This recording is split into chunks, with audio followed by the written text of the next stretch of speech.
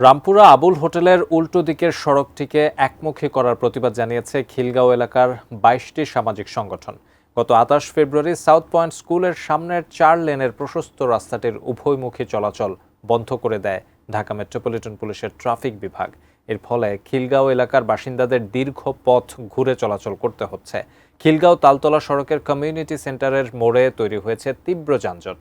পাশাপাশি আবাসিক এলাকাগুলোতে নিরাপত্তার নামে গেট তৈরি করে যানবাহন চলাচল করতে না দেওয়াতেও ভোগান্তি বেড়েছে।